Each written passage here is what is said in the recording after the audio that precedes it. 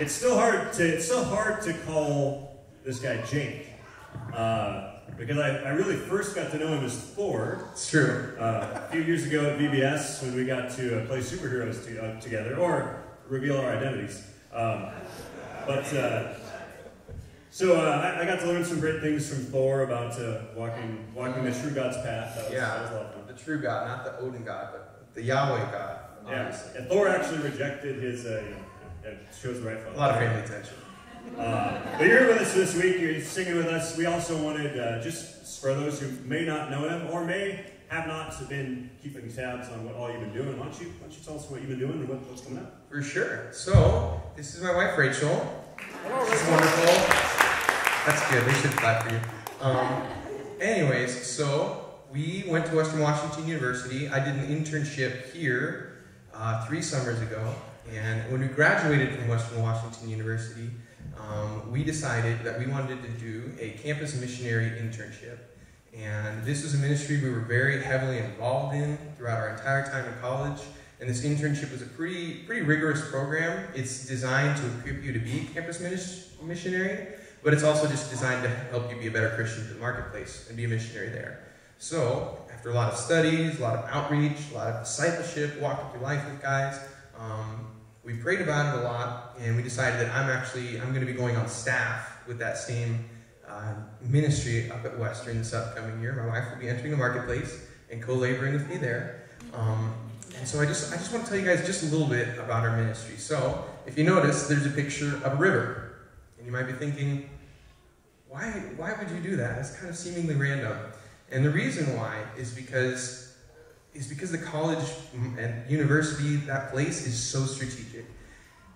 When I grew up in Mukilteo, so it's a big bay, lots of salmon swim in there, and I like to think of campus ministry as salmon fishing, in the sense that these salmon come from all over the world.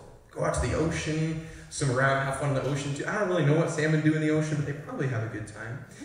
And to come lay eggs, they all come back upstream and are bottlenecked into one place. And that's where you go salmon fishing. Those of you who know, you either go in the bay where they're entering, or you fish in the river because they're overflowing in the river. And so with college campuses, it's the same thing. The leaders of tomorrow, the lawyers and the doctors, the politicians, the business executives, chemists, biologists, moms and dads, all these people get bottlenecked into a similar style.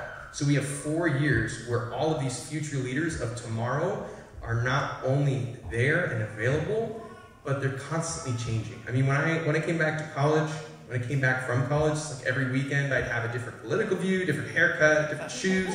I mean, you're always changing when you come back from college, right? It's just a very dynamic and a very fertile time for people to be growing.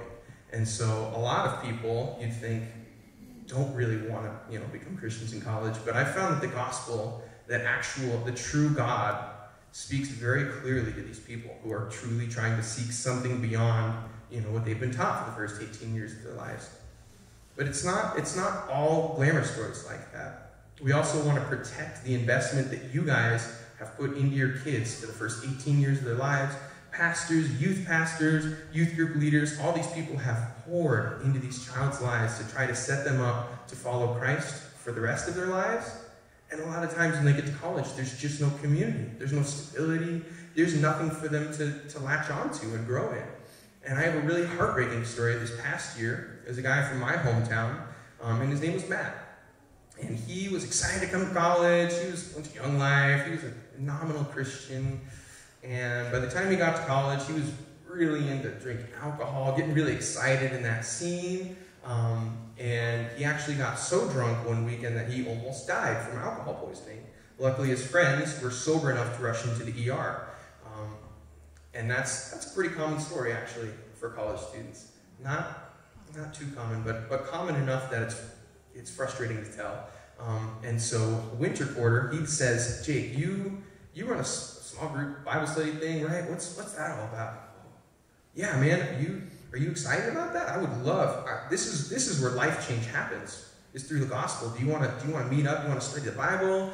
Do you want to come to our small group? Do you want to go to our large group and worship God together? And he said, yeah, I'd like that. So he came for 4 weeks, and 4 weeks go by, and he drops off the face of the map again. And this is a repeating story, right? This is a story. All of you probably know someone in this room, or not in this room. All of you in this room probably know someone who this has happened to. And so we feel called to go and reach not only the lost people, but to protect this investment that people have put into these kids' lives for so many years. And I really want to invite my wife Rachel to share a really cool story of a transformed life. So here you go. All right, I'll try to be a little short. So this girl, Katie in the middle, she's a girl that I had the privilege of mentoring. My junior year of college, I was a small group leader, and she was a freshman. She was in my small group. So we met one-on-one for an hour every week. And Katie comes from a really rough family background. Both her parents are involved with drugs and alcohol and really abusive. And when she was in high school, she actually, they were financially dependent on her. She worked to help pay bills for them.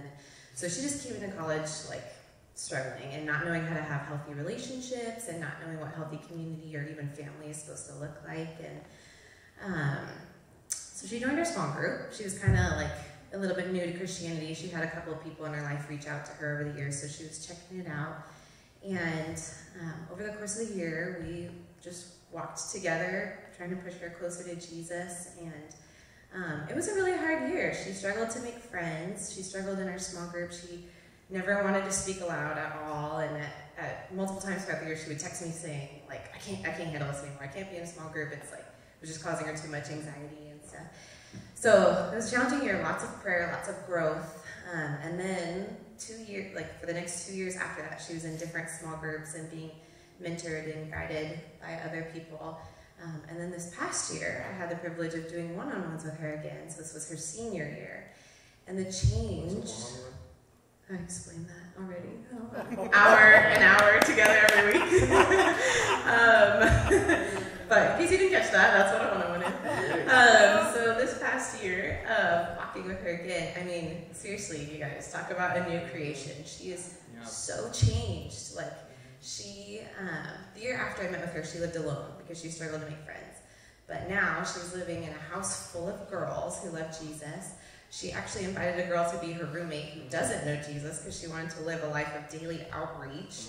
She's been going on mission trips with her ministry. She gets in front of our whole ministry of 300 people and delivers words from the Lord to them when she used to not even be able to speak out in front of a small group. The two girls on either side of her are two freshmen that were in our ministry this year who she intentionally placed herself in a small group to reach out to them and to help mentor them and raise them up. And actually, one of them this year, was sending her text saying, I don't want to be involved anymore. I can't do this, blah, blah, blah. And she was, frustrated and venting to me about it. And I just looked at her and was like, do you realize that you were doing that to me your freshman year? And here you are, spurring her on and doing the same thing to her. So, and even, in her home life, hearing about how she's been able to, instill healthy boundaries with her family and really trying to encourage her younger brother and sister to know Jesus. And so it's just been so amazing and so beautiful to see not just anything that I've done, but the faithful pursuit of the Lord in her life throughout years of her being involved in this community. And so that's why we love campus ministry. Amen. That's a good story. I love that story.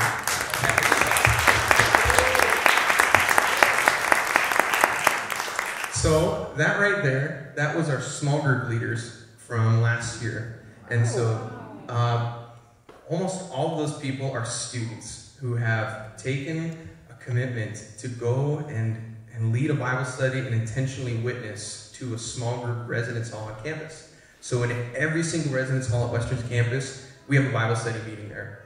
And it's just such a cool testament of the Lord's faithfulness. Most of you think that Western is just kind of this God-forsaken pit of sin, where people, really, that's what I thought.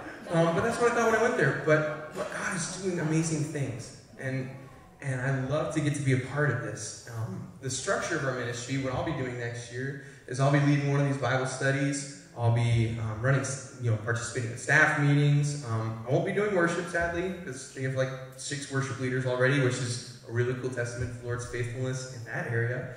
I'll be outreaching to people. I'll be discipling and walking through life with people, and just be doing the Lord's work whatever that looks like. So if you guys have any questions at all about our ministry, what it is that we do, if you, I should probably say this, we are missionaries, and so how we live is through support. And so we're currently, during the summertime, it's a nice chance for us to go and raise our budget for the years we're raising.